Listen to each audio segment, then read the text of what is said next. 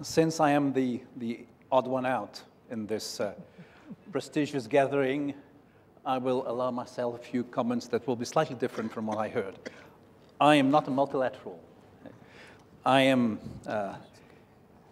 AFD, the French development agency, is the main French official development assistance provider, both to sovereign and non-sovereign beneficiaries.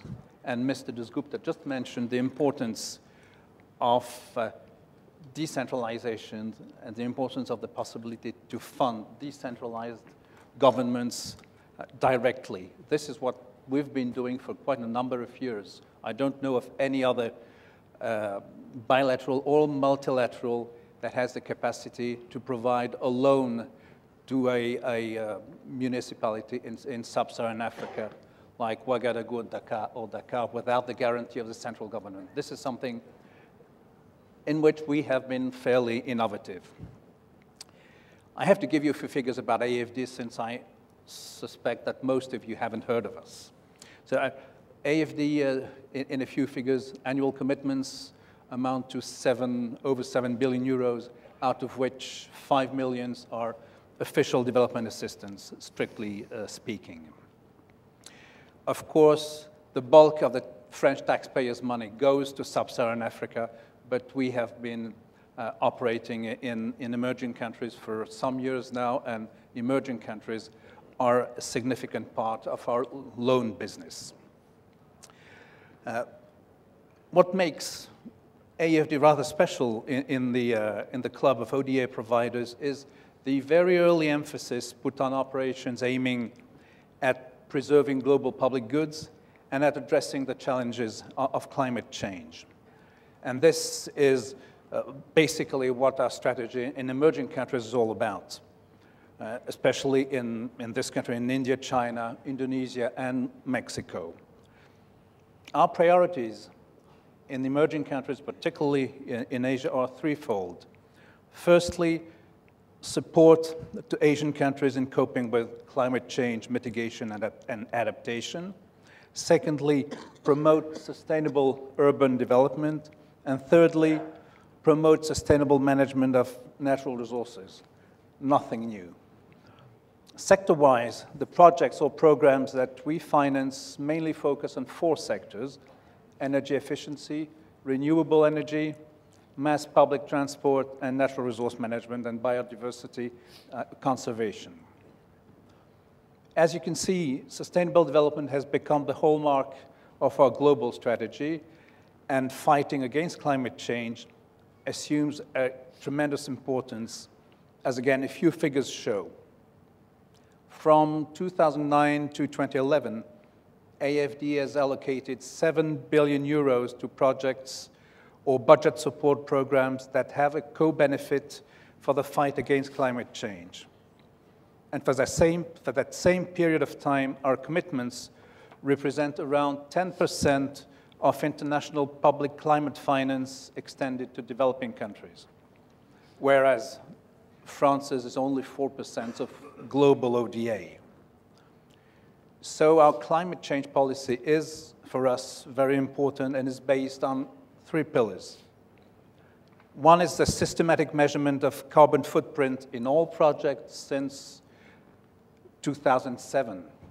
So that's 6 years. Secondly, the selection of projects is made according to climate impacts, among which, of course, greenhouse gases emissions. And the third pillar is that ambitious climate-related funding objectives, meaning that 50% of all AFD commitments must have tangible co-benefits. 50% for AFD and 30% for our private sector arm, Proparco, which provides loans and mezzanine debt and equity investments for the private sector. For Proparco, it's only 30%. I must say that particularly in this part of the world, we wouldn't have been able to develop a sizable portfolio as we have without the support of the Asian Development Bank. And without the support of our bilateral colleagues of JICA in Japan, with whom we've co-financed numerous projects. And we pride ourselves of being ADB's second bilateral partner after JICA.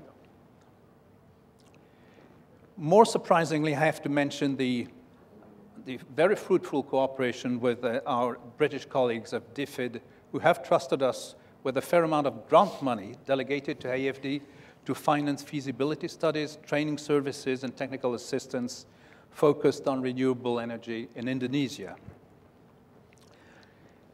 Okay, now, having advertised my employer, where do we go from here? What will be the engine for accelerating the transition to a sustainable economy? I have given a few answers that are part of AFD's strategy. I don't have much to add to what Mr. Kuroda and Mr. Kabaruka have said about that.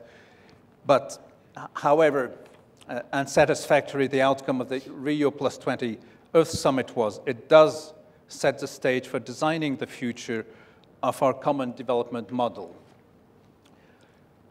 ODA, I talked a lot about ODA because it's my job to provide ODA, but ODA has served its purpose for almost 40 years, but has partially outlived its usefulness. The people, Mr. Dasgupta and Mrs. Barton-Bach before me mentioned the importance of other financial flows. We have to take those into account. What is at stake now is hardly compatible with what OECD countries have to offer or probably can afford. Mr. Kabaruka mentioned the importance of improving infrastructure and basic services in sub-Saharan Africa. The figures, the World Bank figures issued, I think, 2-3 years ago about the basic needs in infrastructure, for infrastructure in sub-Saharan Africa are amazing. It's close to $100 billion per year, including the maintenance cost to provide acceptable infrastructures in the various compartments of infrastructure. Of course, as I said, this includes maintenance, and part of it is funded by the private sector, but a lot remains unfinanced for the time being. So ODA was a concept created decades ago at a time when official aid represented a significant part of financial flows to southern countries. This is not true anymore. ODA represents a very tiny part of southbound flows. I'm not saying that ODA is not efficient. I think ODA proved fairly efficient, as the achievement of some of the Millennium Development Goals show, and probably helped improve global governance over the last 20 years. But now is the time to gather all forces to design and achieve development goals that still have to be agreed upon to promote the inclusive growth that Mr. Kuroda so rightly defined in his speech. Thank you for listening. Thank you, Mr. Genevey.